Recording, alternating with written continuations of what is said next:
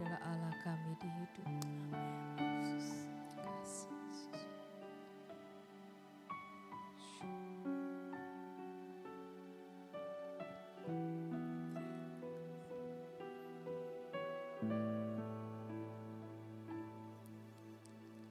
Betapa dahsyat Engkau Tuhan, Pencipta segala yang ada,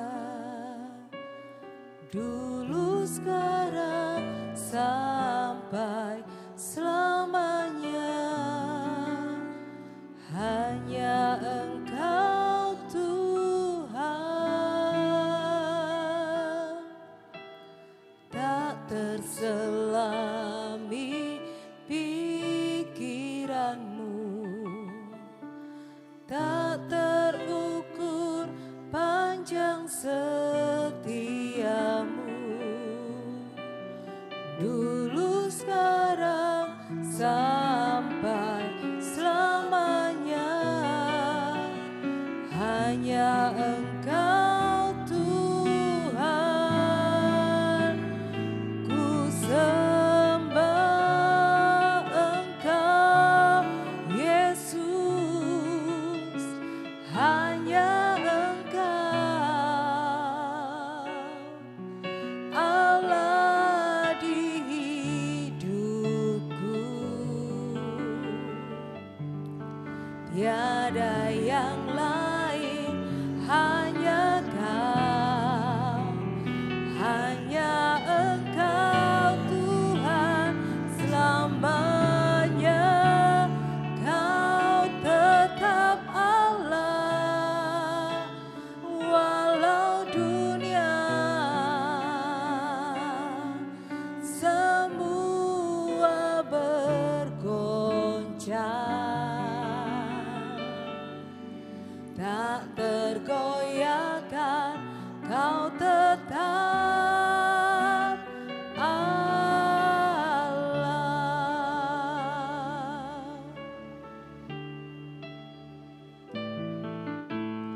Betapa dahsyat Engkau Tuhan, Pencipta segala yang ada, dulu sekarang sampai selamanya. Hanya Engkau Tuhan, tak terselami pikiranmu, tak terukur panjang setiamu, dulu sekarang sampai selamanya. Hanya Engkau Tuhan, ku sembah Engkau Yesus. Hanya Engkau Allah di hidupku, tiada yang lain, hanya Kau, hanya Engkau Tuhan selamanya. Kau tetap Allah, walau dunia semua bergoncang, tak tergoyahkan, Kau tetap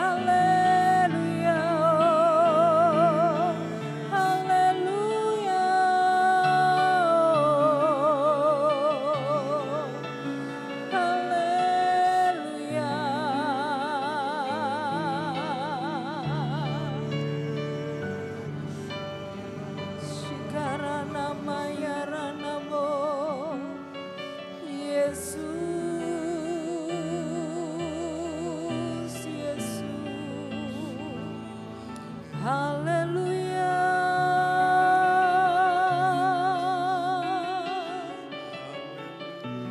Haleluya.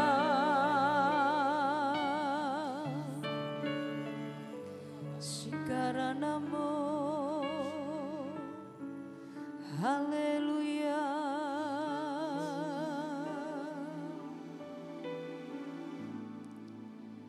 Ku sembah Engkau Yesus, hanya Engkau Allah di hidupku. Tiada yang lain, hanya Kau, hanya Engkau Tuhan selamanya. Kau tetap Allah, walau dunia semua bergoncang, tak tergoyahkan. Kau tetap Allah.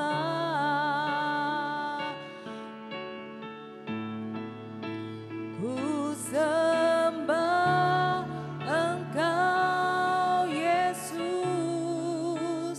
hanya Engkau Allah di hidupku. Tiada yang lain, hanya Kau, hanya Engkau Tuhan selamanya. Kau tetap Allah, walau dunia semua bergoncang, tak tergoyahkan. Kau tetap Allah, Kau tetap Allah, Kau tetap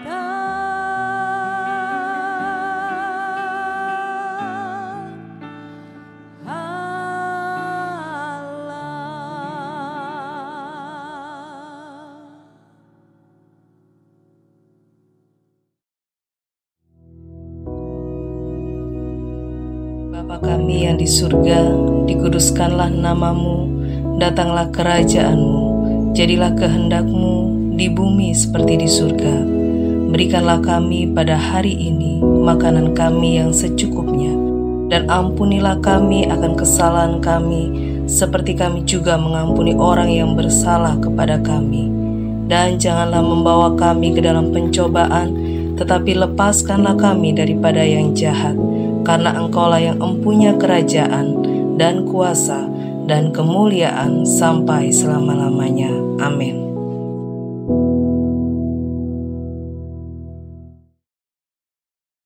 Haleluya, puji nama Tuhan. Mari pagi hari ini kita kembali belajar dan merenungkan firman Allah sebagai tuntunan dalam hidup kita. Dan kita persilahkan Roh Kudus itu betul-betul memimpin kita, sehingga kita bisa berjalan di jalur sebagaimana yang Tuhan mau, sesuai dengan rencananya, divine destiny-nya. Pagi hari ini kita akan melihat sebuah contoh di dalam Alkitab bagaimana peranan Roh Kudus itu sangat penting untuk menuntun sesuai dengan apa yang menjadi rencana Allah. Kita tahu bahwa Yakub yang kemudian disebut Israel punya 12 anak yang kemudian menjadi bangsa yang besar,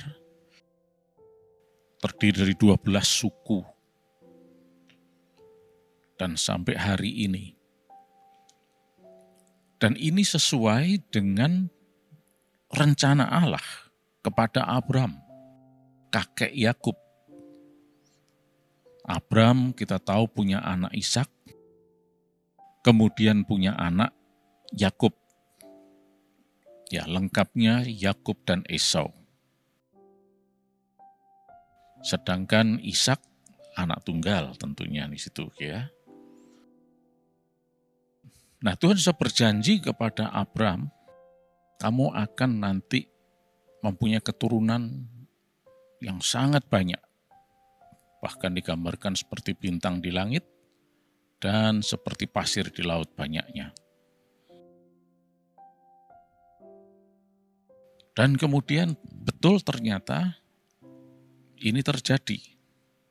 Nah, kita tahu bahwa apa yang Allah rencanakan itu merupakan suatu divine destiny.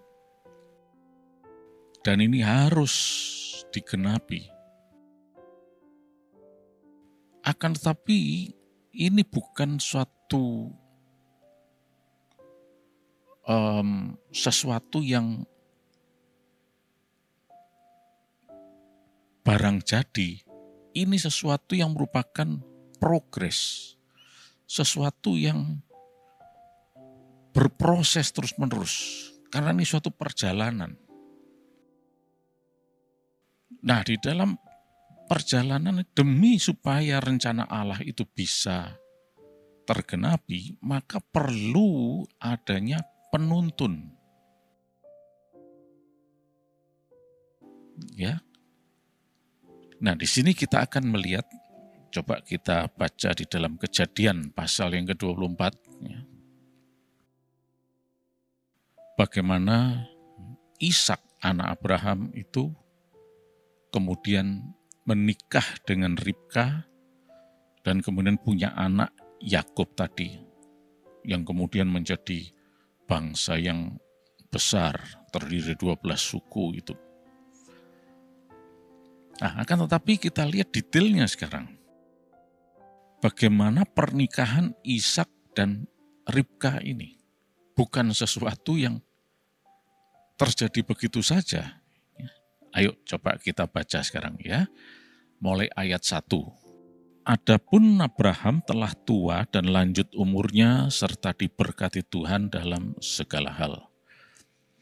Berkatalah Abraham kepada hambanya yang paling tua dalam rumahnya yang menjadi kuasa atas segala kepunyaannya, katanya, baiklah, letakkan tanganmu di bawah pangkal pahaku supaya aku mengambil sumpahmu demi Tuhan, Allah yang punya langit dan yang punya bumi, bahwa engkau tidak akan mengambil untuk anakku seorang istri dari antara perempuan Kanaan yang diantaranya aku diam. Tapi engkau harus pergi ke negeriku dan kepada sanak saudaraku untuk mengambil seorang istri bagi Ishak anakku. Lalu berkatalah hambanya itu kepadanya, mungkin perempuan itu tidak suka mengikuti aku ke negeri ini. Haruskah aku membawa anakmu itu kembali ke negeri dari mana tuanku keluar? Tapi Abraham berkata kepadanya, awas, jangan kau bawa anakku itu kembali ke sana. Tuhan Allah yang punya langit yang telah memanggil aku dari rumah ayahku, serta dari negeri sanak saudaraku, dan yang telah berfirman kepadaku, serta yang bersumpah kepadaku demikian, kepada keturunanmu lah akan kuberikan negeri ini.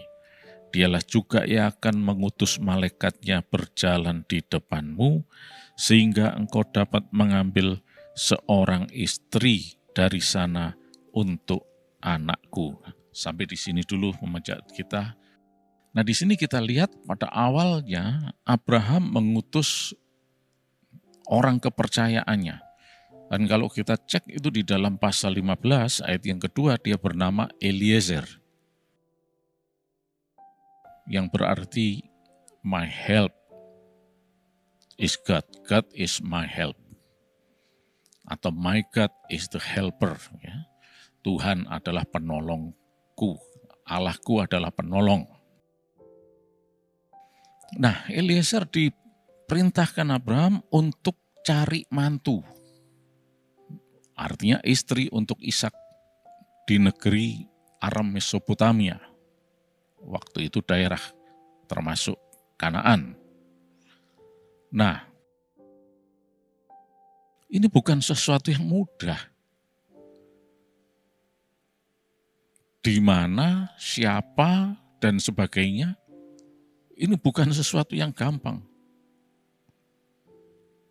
Apalagi masih banyak lagi hal-hal yang jelimet di sana, antara lain bagaimana kalau keluarganya menuntut supaya Ishak yang pindah ke sana. Bukan sebaliknya anak gadisnya itu dibawa ke rumahnya Abraham. Nah, ini juga masalah, tidak gampang ini. Tetapi coba kita lihat ayat yang ke-8 tadi ya. Kita kembali di dalam ayat 8, dikatakan di sana, tapi jika perempuan itu tidak mau mengikuti engkau, maka lepaslah engkau dari sumpahmu kepadaku ini. Hanya saja janganlah anakku itu kau bawa kembali ke sana. Nah, ini tidak gampang. Tetapi kalau kita lihat perkataan Abraham yang dicatat dalam ayat sebelumnya, itu dikatakan, Tuhan Allah yang empunya langit, yang telah memanggil aku dari rumah ayahku serta dari negeri sanak saudaraku, dan yang telah berfirman kepadaku serta yang bersumpah kepadaku demikian, kepada keturunanmu akan kuberikan negeri ini, dialah juga yang akan mengutus malaikatnya berjalan di depanmu, sehingga engkau dapat mengambil seorang istri dari sana untuk anakku. Nah, di sini kita mulai melihat bagaimana pimpinan Tuhan itu sangat berperan penting. Eliezer tentunya ya tidak tahu kanan kiri mau kemana, kepada siapa dan seterusnya. Karena Abraham cuma bilang cari menantu. Tidak ada tujuan spesifik, alamat spesifik, orang yang spesifik tertentu. Tidak ada di sini. Tapi mengandalkan pimpinan Tuhan. Ya. Nah, kita lanjut ayat yang ke-10. Kemudian hamba itu mengambil 10 ekor dari unta tuannya dan pergi dengan membawa berbagai-bagai barang berharga, kepunyaan tuannya. Demikianlah ia berangkat menuju Aram Mesopotamia ke kota Nahor. Di sana disuruhnyalah unta itu berhenti di luar kota dekat suatu sumur pada waktu petang hari, waktu perempuan-perempuan keluar untuk menimba air. Lalu berkatalah ia, Tuhan, Allah Tuanku Abraham, buatlah kiranya tercapai tujuanku pada hari ini. Tunjukkanlah kasih setiamu kepada Tuanku Abraham. Di sini aku berdiri di dekat mata air dan anak-anak perempuan penduduk kota ini datang keluar untuk menimba air. Kiranya terjadilah begini. Anak gadis kepada siapa aku berkata, tolong miringkan buyungmu itu supaya aku minum, dan yang menjawab, minumlah. Dan unta-untamu juga akan kuberi minum, dialah kiranya yang kau tentukan bagi hambamu Ishak. Maka dengan begitu akan ku ketahui bahwa engkau telah menunjukkan kasih setiamu kepada tuanku itu. Sebelum ia selesai berkata, maka datanglah Ribka yang lahir bagi Betuel, anak laki-laki Milka, istri Nahor, saudara Abraham, buyungnya dibawanya di atas bahunya. Anak gadis itu sangat cantik parasnya, seorang perawan belum pernah bersetubuh dengan laki-laki. Ia turun ke mata air itu dan mengisi buyungnya. Lalu kembali naik, kemudian berlarilah hamba itu mendapatkannya, serta berkata, tolong beri aku minum air sedikit dari buyungmu itu. Jawabnya, minumlah Tuan. Maka segeralah diturunkannya buyungnya itu ke tangannya, serta diberinya dia minum. Setelah ia selesai memberi hamba itu minum, berkatalah ia, baiklah untuk unta-untamu juga kutimba air, sampai semuanya puas minum. Nah, sampai di sini dulu pembacaan kita, ya. Nah, dikatakan di sini Eliezer berdoa kepada Tuhan. Boleh kita minta kepada Tuhan, Tuhan tolong supaya Engkau tunjukkan siapa yang bakal jadi menantunya Abraham ini, yang jadi istri Ishak ini. Gini aja Tuhan, biarlah orang itu yang Kau kehendaki itu adalah seorang gadis yang mau memberi minum aku dan unta-untaku. Ya, ini sesuatu yang memang relatif gampang juga sulit. Tidak sedikit juga orang yang bermurah hati untuk mau memberi minum, tapi juga tidak banyak orang yang mau melakukan itu. Tetapi kalau kita lihat ini sepertinya ini sudah orang dunia katakan takdir. Tapi bukan, tidak ada takdir. Ini adalah divine destiny. Penentuan Tuhan. Dari sudut manusia. Tapi dari sudut Allah itu karena kemahatauannya. Dia tahu. Nanti bakal Ribka yang datang, bakal memberi minum begini dan seterusnya. Dan ini bisa terjadi karena si Eliezer itu berdoa, minta pimpinan Tuhan. Nah, jadi kita lihat sekarang di dalam divine destiny, rencana Allah ini, kita tidak punya pilihan lain kecuali berdoa, minta pimpinan Tuhan. Supaya betul-betul Tuhan arahkan seperti yang Tuhan mau. Seperti apa yang terjadi dalam diri Eliezer, Ribka, dan kemudian nanti Ishak, dan seterusnya. Ini bukan sesuatu yang sederhana sebetulnya. Tadi dicatat di sana, Ribka ini betul-betul, ya cantik, oke. Tapi dia betul-betul masih perawan. Nah, ini bukan sesuatu yang gampang. Enggak dengan gampang, kamu masih perawan atau enggak? Wah, itu tentunya tidak etis untuk menanyakan hal seperti ini. Tetapi kalau itu pimpinan Roh Kudus, semuanya berjalan dengan baik. Dan betul terjadi, seperti apa yang diminta, didoakan oleh si Eliezer ini,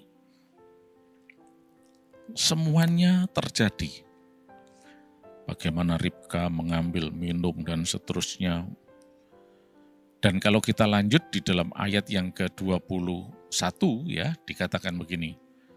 Dan orang itu yaitu Eliezer mengamat-amatinya dengan berdiam diri untuk mengetahui apakah Tuhan membuat perjalanannya berhasil atau tidak. Nah, bagus. Sampai sejauh ini semuanya terlihat oke. Sepertinya, wah ini sudah tertata baik. Tapi masih belum selesai. Masih ada tanda tanya besar. Ribkanya mau atau tidak dinikahi Ishak. Katakanlah Ribka mau. Mau enggak dibawa meninggalkan rumah orang tuanya menuju ke Ishak? Keluarga Abraham yang dia enggak kenal. Di tempat yang jauh. Dibawa oleh Eliezer yang dia baru kenal. Ini banyak masalah. Tetapi kalau saudara baca, terus kita tidak sempat baca semuanya, ya, saudara akan melihat di situ. Ini betul-betul pimpinan Tuhan. Karena si Eliezer ini selalu, kalau saudara bisa hitung berapa kali itu dia katakan, Tuhan Allah yang punya langit, Tuhan Allahnya Abraham, Allahnya Tuanku, Tuhan Allah dan seterusnya. Eliezer betul-betul mengandalkan pimpinan Tuhan. Mengandalkan pimpinan Roh Kudus untuk terjadinya ini semua.